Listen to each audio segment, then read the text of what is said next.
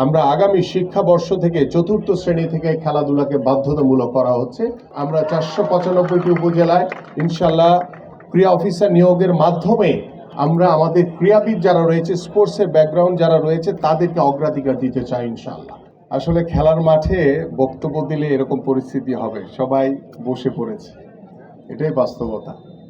কিন্তু আসলে খেলার মাঠ বক্তব্য দেওয়ার জায়গা না। আমি শুধু সংক্ষেপে দুই একটি কথা বলে শেষ করতে চাই, কারণ খেলার মাঠে থাকবে হচ্ছে একটি উত্তেজনা, একটি উদ্দীপনা।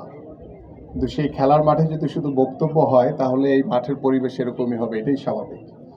বাট আমাদের মাননীয় প্রধানমন্ত্রী জনাব তারেক রহমান ইতিমধ্যে বাংলাদেশের খেলাধুলাকে সর্বোচ্চ গুরুত্ব দিয়ে তিনি ইতিমধ্যে, আপনারা সকলেই অবগত আছেন, যে আমাদের জাতীয় খেলোয়াড়দেরকে ক্রীড়া ভাতার আওতায় এনে পেশাগত স্বীকৃতি বাবদ ক্রীড়া ভাতা প্রদান এবং ক্রীড়া কার্ড ইতিমধ্যে প্রদান করা হয়েছে।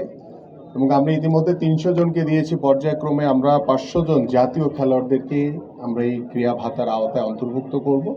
এভাবে আমরা তৃণমূল থেকে খেলোয়াড়দেরকে উৎসাহিত করতে, উজ্জীবিত করতে এবং খেলোয়াড়দেরকে পেশাদারিত্বর ভিতরে অন্তর্ভুক্ত করার জন্য আমরা এই উদ্যোগ গ্রহণ করেছি ইতিমধ্যে। এবং আপনারা জানেন যে গত 2রা মে মাননীয় প্রধানমন্ত্রী তিনি সিলেট থেকে একযোগে সারা বাংলাদেশের 64টি জেলায় নতুন করে স্পোর্টস উদ্বোধন করেছে।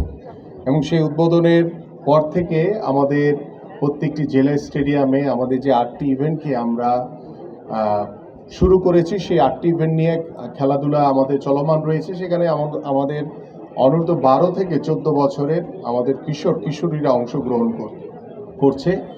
এবং আমরা আশা করি আমাদের এই জেলা পর্যায়ের খেলা শেষ করে, বিভাগীয় পর্যায়ে শেষ করে, জাতীয় পর্যায়ে আমরা সুন্দরভাবে আমরা আমাদের এই টুর্নামেন্টকে, এই নতুন করে স্পোর্টসকে শেষ করব সফলভাবে। এবং পরবর্তী আমাদের যখন নতুন করে শুরু হবে তখন আমরা ইউনিয়ন থেকে শুরু করতে চাই এবং সেইভাবে আমাদের পরিকল্পনা রয়েছে। ইউনিয়ন থেকে উপজেলা, উপজেলা থেকে জেলা, জেলা বিভাগ, তারপরে আমাদের জাতীয় পর্যায়ে ইনশাআল্লাহ শেষ করব। আজকে আমি অত্যন্ত আনন্দিত যে আমরা যে খেলাধুলাকে তৃণমূল পর্যায়ে ছড়িয়ে দিতে চাই এবং সেই তৃণমূল পর্যায়ে ছড়িয়ে দেওয়ার আরেকটি অন্যতম মাধ্যম হচ্ছে আমাদের এই যে বিশ্ববিদ্যালয়ে আমরা যে খেলাধুলার যে আয়োজন করছি, আমরা স্কুল পর্যায়ে যে খেলাধুলার আয়োজন করছি, আমরা কলেজগুলোতে যে খেলাধুলার আয়োজন করছি, এই আয়োজনের মাধ্যমে আমরা দৃঢ়ভাবে বিশ্বাস করি যে আমাদের মাননীয় প্রধানমন্ত্রী যে চিন্তা ভাবনা নিয়ে আগামীর বাংলাদেশে আমরা খেলাধুলাকে সর্বোচ্চ গুরুত্ব দিয়ে আমাদের পারিবারিক যে ব্যবস্থাপনা, আমাদের সামাজিক ব্যবস্থাপনা এবং রাষ্ট্রীয় ব্যবস্থাপনায় আমরা গুণগত পরিবর্তন আনতে চাই। এবং সেই গুণগত পরিবর্তনের মাধ্যম হবেন আপনারা যারা এখানে খেলোয়াড় হিসেবে এখানে উপস্থিত হয়েছেন। আপনারা পার্টিসিপেট করবেন। জয় পরাজয় বড় বিষয় না, আমরা অংশগ্রহণ করছি, আমরা আমাদের নিজেদের শারীরিক সুস্থতাকে নিশ্চিত করার চেষ্টা করছি। আমরা মাদক মুক্ত সমাজ গড়তে চাই। বিশেষ করে আমাদের ভবিষ্যৎ প্রজন্ম যারা রয়েছে, বিশেষ করে আমাদের সন্তান সমতুল্য যারা রয়েছে, তাদেরকে আমরা ডিভাইস থেকে দূরে রাখতে চাই এবং সেই ডিভাইস থেকে দূরে রাখার অন্যতম মাধ্যম হচ্ছে খেলাধুলা।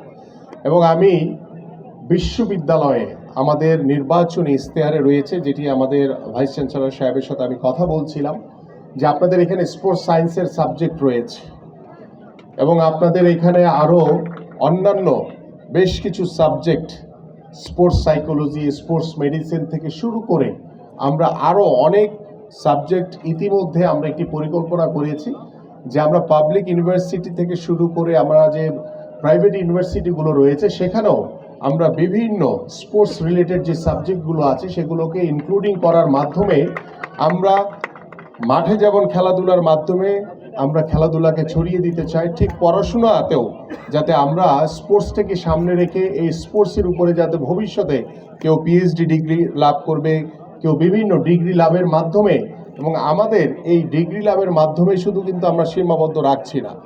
আপনাদের জন্য সুখের ভালো খবর হচ্ছে যে আমরা ইতিমধ্যে আমাদের জেলা পর্যায়ে জেলা ক্রীড়া অফিসার রয়েছে। আমরা আগামীতে উপজেলা পর্যায়েও আমরা 495টি উপজেলায় ইনশাল্লাহ ক্রীড়া অফিসার নিয়োগের মাধ্যমে আমরা আমাদের ক্রীড়াবিদ যারা রয়েছে, স্পোর্টসের ব্যাকগ্রাউন্ড যারা রয়েছে, তাদেরকে অগ্রাধিকার দিতে চাই ইনশাল্লাহ।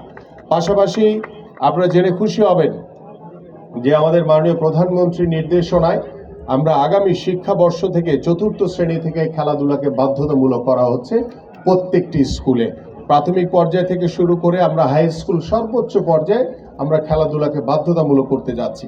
এবং সেখানেও আপনাদের যারা স্পোর্টসের নিয়ে পড়াশোনা করছেন বা স্পোর্টস ব্যাকগ্রাউন্ডের সাথে জড়িত রয়েছেন, সেখানেও আমরা প্রত্যেকটি উপজেলায় বিষয়ভিত্তিক ওই ক্রীড়া অফিসারের অধীনে আমরা প্রত্যেকটি বিষয়ভিত্তিক আমরা ক্রীড়া শিক্ষকও নিয়োগ দেওয়া হবে। ইতিমধ্যে সেই বিষয় নিয়ে শিক্ষা মন্ত্রণালয়ের সাথে এবং প্রাথমিক ও গণশিক্ষা মন্ত্রণালয়ের মন্ত্রীবর্গ এবং সচিব মহোদয়দের সাথে আমরা বসে আলোচনা করেছি এবং আমার আগামী পরশুদিনও একটি মিটিং রয়েছে। সেই মিটিংয়ে ইনশাআল্লাহ আমরা আনুষ্ঠানিকভাবে কিভাবে আমরা খেলাধুলাকে বাধ্যতামূলককরণের মাধ্যমে আমরা একটি স্পোর্টস বান্ধব জাতি গঠন করার লক্ষ্য নিজে কাজ করছি এবং আমাদের মাননীয় প্রধানমন্ত্রী এবং তার পরিবারবর্গ অত্যন্ত ক্রিয়ামোদী একটি পরিবার হিসেবে আপনি ইতিমধ্যে সকলের কাছে তারা সুখ্যাতি পেয়েছে এবং আমরা আশা করি যে আগামীর বাংলাদেশে আমাদের যে রাজনৈতিক যে চর্চা রয়েছে, রাজনৈতিক যে বিশৃঙ্খল যে কিছু পরিস্থিতি আমরা গত 17 বছর দেখেছি, সেই 17 বছরে সেই দুঃশাসন থেকে আমরা ফিরে এসে একটি শান্তিপূর্ণ রাজনৈতিক পরিবেশ আমরা তৈরি করতে চাই এবং সেই শান্তিপূর্ণ রাজনৈতিক পরিবেশের অন্যতম মাধ্যম হবে খেলাধুলা। আমি আমার আর বক্তব্য দীর্ঘায়িত করব না। আপনাদের সবাইকে আন্তরিকভাবে ধন্যবাদ এবং কৃতজ্ঞতা জানিয়ে আজকের এই আন্তঃবিশ্ববিদ্যালয় অ্যাথলেটিক্স এবং বাস্কেটবল প্রতিযোগিতার 2026-এর শুভ উদ্বোধন ঘোষণা করছি।